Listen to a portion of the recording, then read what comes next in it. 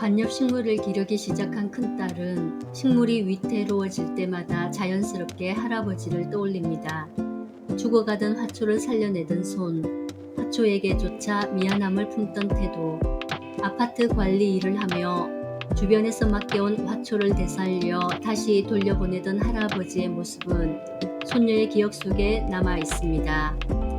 이 수필은 식물을 돌보는 태도를 통해 세대와 세대가 이어지는 순간을 담은 이야기입니다.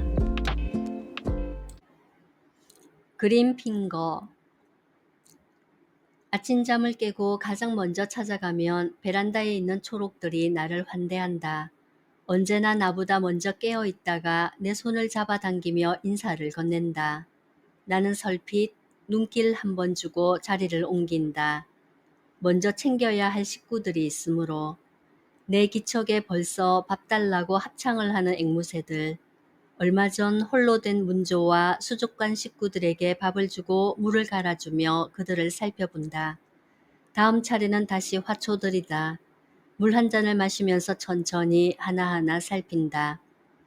여름에는 1년 성장을 한꺼번에 하는 그들의 변화가 쉽게 눈에 띈다. 며칠 사이에 손가락이 길어지고 무릎 하나가 더 생기며 머리수가 늘어난다.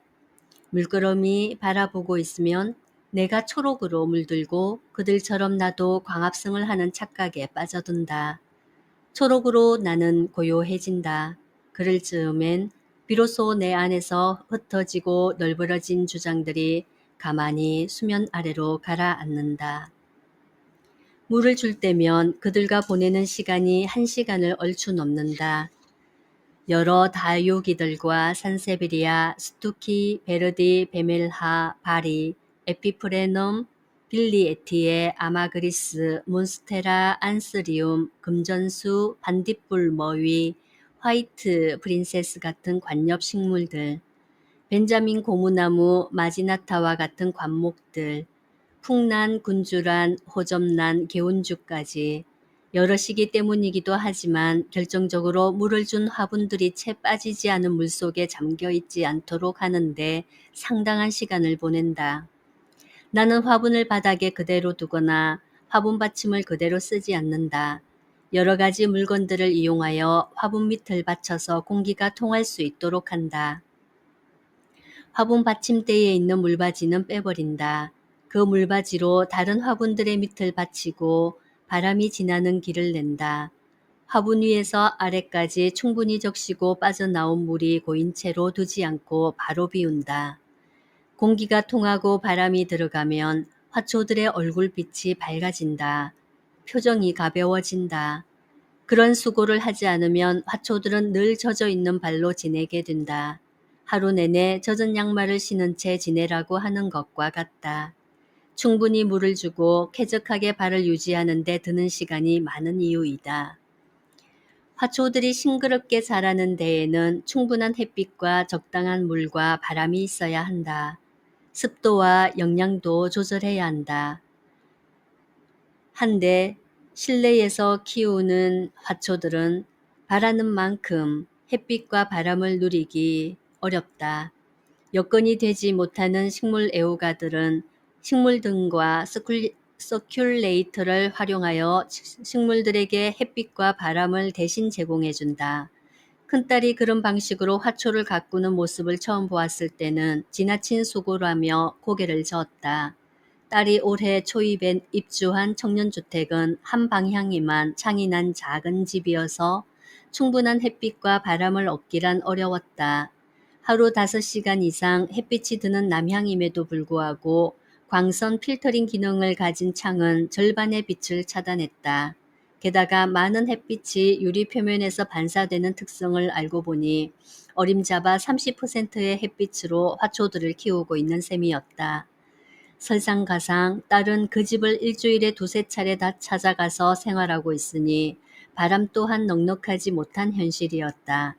그런 악조건 속에서 지내고 있는 화초들을 위해서 딸은 여러 방도를 찾았을 것이었다.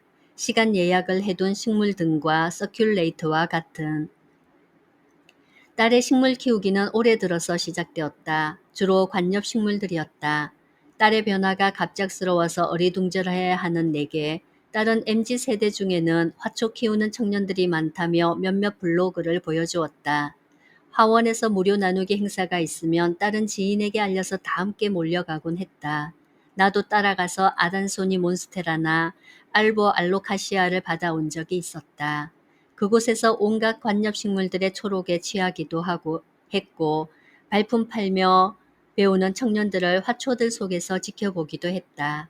게임이나 마약 같은 데 중독되어 걱정거리가 되고 있는 시대도 그러하거니와 바쁘게 살아가는 청년들에게 식물 키우기란 어울리지 않는 만남이라고 생각했다.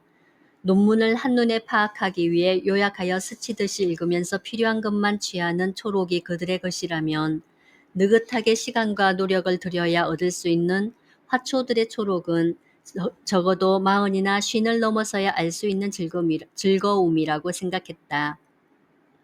그러나 초록들 속에서 감탄과 웃음을 쏟아내는 청년들을 보면서 나의 기운은 사라졌다. 시간의 비밀을 가르치는데 나무만큼 좋은 스승이 없다고 했던가. 뿌리에서 과거와 무의식을 배우고 씨앗을 숨기고 있는 열매와 잎사귀에서 미래를 배운 청년들이라면 스스로 자기 삶을 푸르게 가꾸어 갈 것 같았다. 새삼스러웠다. 화초를 키우는 이야기로 우리 모녀의 대화가 이어질 줄이야. 오히려 관엽식물의 문외한인 내가 딸에게 배운다. 딸은 SNS를 통해 여러 사람들과 소통하면서 배우고 직접 겪는 일들을 들려주고 나의 부족한 부분을 제법 날카롭게 지적하며 가르친다. 자칫 M1 화초들을 죽일 수 없으니 나는 딸 앞에서 말없는 초록이 된다.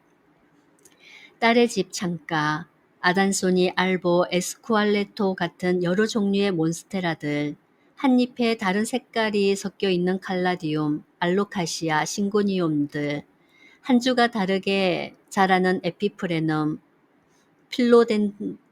필로덴드론, 정글 피버, 잎사귀에 반딧불이 앉은 것처럼 생긴 반딧불 머위, 그들이 보여주는 변화와 신비의 중심에는 초록이 있었다.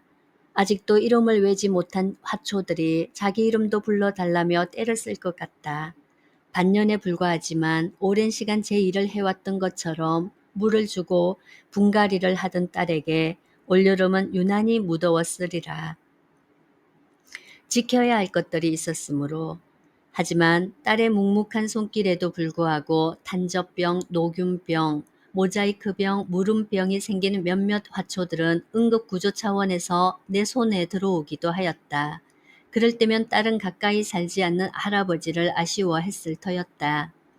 딸이 본격적으로 관엽식물들을 집안에 들이기 전 처음으로 사온 것이 몬스테라였다. 코로나 이후 열린 꽃 박람회에서 갈색 연질 플라스틱 화분에 심은 몬스테라를 안고 왔을 때 딸의 낯빛은 연두로 싱글벙글했다. 그러나 며칠 뒤 새 화분에 옮겨 심은 몬스테라를 잘 키워보라며 나에게 주는 것이었다. 몬스테라는 적당한 햇빛과 물, 바람이 있으면 더없이 잘 자라는 종류인 걸 그땐 모르고 딸도 나도 겁을 냈던 것 같다. 동물을 유난히 좋아하는 딸이 생명 있는 화초를 처음부터 죽이는 경험이 될까봐 나로서는 조심스러웠는데 움츠리는 나를 보며 딸이 내놓은 방안이 할아버지였다. 할아버지는 그린 핀 거잖아요. 아니, 드루이드쯤일 거야. 살릴 수 없을 것 같던 식물들도 기어코 살려내는 할아버지를 두고 딸은 그렇게 불렀다. 아버지의 식물 가꾸기는 내가 유년 시절을 보냈던 남해에서부터 시작되지 않았을까. 시골집 뜰에는 갖가지 나무들이 자랐고 철마다 꽃들이 피었다.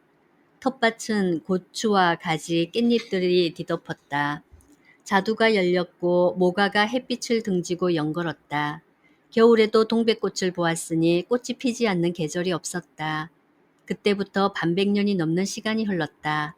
묘목이 자라서 가지를 뻗고 초록이 무성해진 아름드리 나무가 되고도 남을 시간. 아버지는 그동안 얻은 경험으로 화초를 능수능란하게 다루었다. 모르는 것들은 부지런히 검색해서 알아냈다.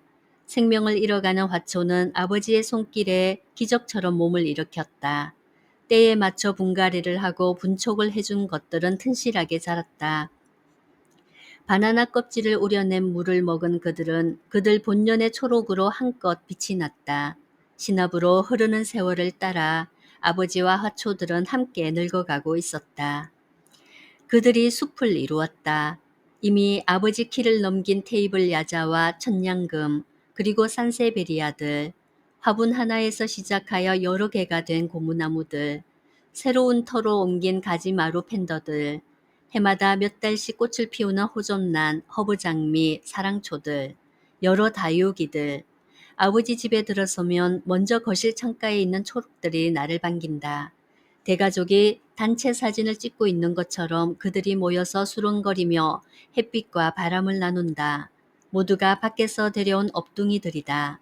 사택 주민들이 키우다가 내놓은 것들, 죽기 직전에 살려보라며 아버지에게 그들이 가져다 준 것들, 그동안 내가 응급구조차 가져다 둔 것들이다. 거기에 딸의 몬스테라가 가세해 아버지의 숲 한가운데에 장정처럼 우뚝 서 있다. 조만간 다시 데려오려다가 때를 놓치고 커버린 그가 아버지 숲에서 파수꾼 노릇을 한다. 지난 부산행에는 싹스론과 풍란, 막실라리아를 가져갔다. 꽃을 피운 싹스론과 풍란은 아버지께도 보여드리고 싶었다. 막실라리아는 꽃 전시장에 갔다가 그 향기에 빠져서 덜컥 사버린 것이다. 내년에는 막실라리아의 헤이즐넛 향에 함께 취해볼 기대로 부풀어 있다. 아버지는 좀 더 크고 그들에게 어울리는 보금자리를 찾아서 옮겨 심었다. 이렇게 두면 얘들이 너무 힘들어해. 그럼 미안하지. 욕심을 앞세운 사람들이 키우다가 쉽게 실적내고 버린 것들을 데려와서 살리고 키우고 돌본 오랜 시간. 아버지에게 그들을 키우는 일은 미안한 일이 되기도 했었나 보다. 자연에 있어야 할 그들을 우리들 마음대로 가져와서 화분 안에 가둬두는 일은 어쩌면 우리가 사과해야 하는 일인지도 모르겠다. 화초들의 마음을 읽는 아버지, 내가 아직 그 경지에 이르지 못한 것은 아직도 아버지의 마음을 다 헤아리지 못하는 것과 다르지 않을 것이다. 일요일마다 분리수거하는 날이면 나는 아버지를 떠올린다. 아무렇게나 내다버리는 주민들 때문에 근무하는 하루에도 몇 차례씩 분리수거장을 찾아가는 아버지. 그곳에서도 아버지의 손길은 분주하게 움직인다. 포대 밖에 널브러져 있는 것들이 있을까 두리번거리다 보면 라벨이 붙은 채 버려진 음료 페트병이 내 손을 잡아당긴다. 분리수거가 편리하도록 만든 라벨 절취선을 따라 비닐을 벗겨내는 순간 페트병은 유쾌한 소리를 내며 포대로 직진한다. 페트병 라벨 절취선이 아버지를 닮았다고 말하면 아버지는 어떤 표정을 지으실까? 집안에서 식물 키우는 일이 그들에게 미안해지기도 하는 아버지처럼 그 절취선은 지구에게 우리가 보내는 사과의 편지 같은 것이 아닐까. 끓고 있는 지구에게 절실히 필요한 우리들의 그린핑거, 턱없이 부족한 초록의 손길과 마음이 안타까워지는 날들이 계속이다.